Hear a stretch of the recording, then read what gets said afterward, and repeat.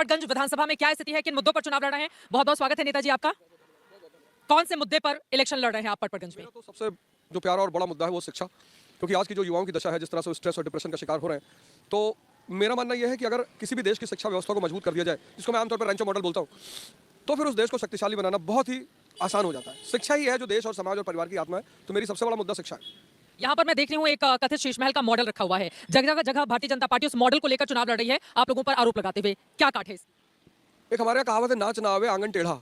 ठीक है, तो अब जब हम कहीं जाते हैं तो हम मोहल्ला क्लिनिक की बात करते हैं, हम कहीं जाते हैं पुजारी ग्रंथि योजना की बात करते हैं, हम कहीं जाते हैं अम्बेडकर एक्सेलेंस स्टडीज की बात करते हैं, बिजली का बिल, पानी का बिल, महिला सम्मान योजना की बात करते हैं। इन बेचारे 20 राज्यों में है, इनके पास कुछ है नहीं बात करने को। तो जब बात करने को है नहीं तो ये उल्टी सीधी बात आपको घुमाएंगे।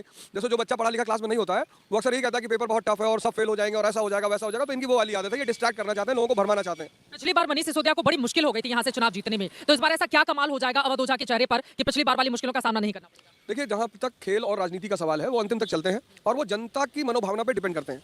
जनता जो हमारी है, जो हमें चुनती है, उसका मनोभावना जो होता है, जैसे मैं जहाँ भी जाता हूँ तो लोग मुझे बड़े प्रेम और सम्मान भाव से मिल रहे हैं। अरे भैया, मेरा लड़का आपसे पढ़ा है, भैया मैं आपके शोज देखता हूँ, मैं तो भैया आपसे गीता पढ़ता हूँ। अब जितने यहाँ बुजुर्ग हैं, मुझे बड़ा आश्चर्य हुआ कि जो बुजुर्ग हैं, मतलब जो 70+ है, वो मुझे देखते हैं, मुझसे आके मिलते हैं कि ओझा जी आप गीता बहुत अच्छा पढ़ाते हो, 2 अध्याय मेरे पूरे हो गए, 1 साल का शो हो गया। तो वो जो कनेक्ट हो रहा है मेरा लोगों से, वो मुझे बड़ा आशा और शक्ति दे रहा है कि नहीं, आने वाला समय बड़ा अच्छा होगा। देखिए, आपको भी अब गीता का सहारा लेना पड़ा है ना हिंदू वोटरों को अपने पक्ष में करने के लिए। कभी हनुमान जी, कभी गीता।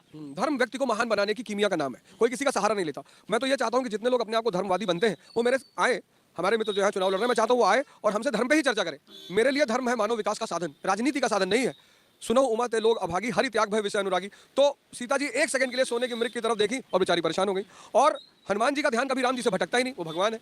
तो मैं तो चाहता हूँ कि लोग आए, और कोई धर्म किसी की पेटेंट नहीं है, धर्म का काम है। भाई सिद्धार्थ बुद्ध बन गए, वर्धमान जी महावीर बन गए, नरेंद्र विवेकानंद बन गए। तो इस परिप्रेक्ष्य में मैं धर्म को देखता हूँ। वैसे तो हम मूंगफली और यहाँ पर गुड़ से जो बनाई गई चीजें हैं उसकी दुकान पर मौजूद हैं, लेकिन चटपटी बातें आप बहुत करते हैं। अभी आपका एक वीडियो वायरल हो रहा है जिसमें आप नरेंद्र मोदी को कह रहे हैं कि वो अगर हमें प्रधानमंत्री की कुर्सी भी ऑफर करेंगे तो मैं नहीं जाऊंगा। ये बड़बोलापन नहीं हो गया?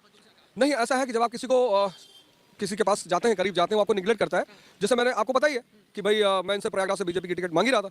तो अब जिस आदमी ने मुझे उसके बदले में इतना इज्जत, इतना सम्मान दिया, अपने गले से लगाया, तो अब उसे छोड़ा जा सकता है? ऐसा संभव है? नहीं छोड़ा जा सकता। मतलब 10 लोग खड़े, एक आदमी आपका हाथ पकड़ ले रहा है, आपको सम्मान दे रहा है, प्रेम से बिठा रहा है, तो आप उसे छोड़ोगे कभी? आपकी कैसी विचारधारा है जो टिकट नहीं मिलने पर बदल जाती है? नहीं, विचारधारा नहीं, मेरा एक उद्देश्य है शिक्षा। जो मेरे शिक्षा के काम मामले में मेरा सहयोग करेगा, मैं चाहता हूँ इस देश का युवा जो आज सुसाइड कर रहा है, आप ट्विटर पे देखो, आप फेसबुक पे देखो, आप अतुल सुभाष जैसे लोगों को देखो जिनके पास आय का साधन है, परिवार है, पत्नी है, वो डिप्रेशन का शिकार हो रहे हैं, वो मर रहे हैं। और ये सब चीजें तभी सुधरेंगी जब शिक्षा व्यवस्था अच्छी होगी। तो मेरा सिर्फ और एकमात्र उद्देश्य है कि शिक्षा का विकास। बीजेपी का ये भी कहना है कि इन लोगों ने दीवालों पर वॉल पर रंगाई पुताई करवा दी है, स्कूल नहीं खोले हैं एक भी। देखिए, शिक्षा पर आप लोग चुनाव लड़ रहे हैं। नहीं तो मैं तो इनसे कहता हूँ ना कि आए बहस हो जाए। हमारा एक लड़का है जयेश, उसका 1 साल का जो टर्नओवर है इस साल का, वो करीब करोड़ रुपए का आसपास है। एंटरप्रेन्योरशिप, मैं तो आपके चैनल के माध्यम से ये कह रहा हूँ कि जो भी हमारे बीजेपी के दोस्त हैं वो ये करें, काम करें। हम लोग काम पे बहस कर लेते हैं, आप ही के चैनल पे आते हैं और आप एंकर बन के बैठो और हम सारे लोग अपने अपने काम, अपना अपना रिपोर्ट कार्ड लेके बैठेंगे और फिर उस पर बहस हो जाएगी। अगर काम इतना क्या होता आम आदमी पार्टी ने तो फ्री की योजनाओं का ये जो लगातार एक के बाद एक कि महिलाओं को 2100 रुपए देंगे, इनको फ्री उनको फ्री, ये योजना क्यों लानी पड़ी? आपको यूपी के बजट और दिल्ली के बजट में फर्क पता है? एक घाटे में है यूपी वाला और दिल्ली वाला फायदे में है। तो जब आपकी कंपनी फायदे में आती है तो आप अपने एम्प्लॉइज को बोनस देते हो। चुनाव के ठीक पहले बोनस देने के बाद दिवाली आप लोग बता रहे हैं चुनाव को कि उसके ठीक पहले हम बोनस। अपने लोगों को, अपने परिवार को, अपने फायदे का एक हिस्सा दे रहे हो, तो वो दिवाली, जब हिस्सा दो तभी दिवाली है। खुशी का कोई दिन होता है? वोट खरीदना नहीं कहते। बिल्कुल नहीं कहते। आप उन्हें हिस्सा दे रहे हो, आप अपनी पब्लिक को अपने उसका सम्मान दे रहे हो, आप उसका इज्जत बढ़ा रहे हो, आप अपने बहनों को आर्थिक सुरक्षा दे रहे हो। वो तो कहने वाले लोग कहेंगे ना, आप किस पर्सपेक्टिव से कह रहे हो, ये इंपॉर्टेंट है। चलिए ठीक है, आखिरी में चलते चलते किन लाइनों के साथ आप समाप्त करेंगे और गीता का ज्ञान हमारे दर्शकों के लिए क्या है अवध ओझा के पास? मैं बिल्कुल अंतिम में कहना चाहूंगा कि मैं पटपटगंज आया और यहाँ के लोगों का बहुत ही प्रेम और सम्मान मिला। और एक लास्ट लाइन मैं आपसे कहना चाहूंगा कि अगर आप चाहते हो कि आपके विवेक में वृद्धि हो तो सिखों की तरह आप सेवा भाव पैदा कर लो। बस वही एक सोर्स है जिससे विवेक में वृद्धि होती है और यही गीता का सबसे परम ज्ञान है।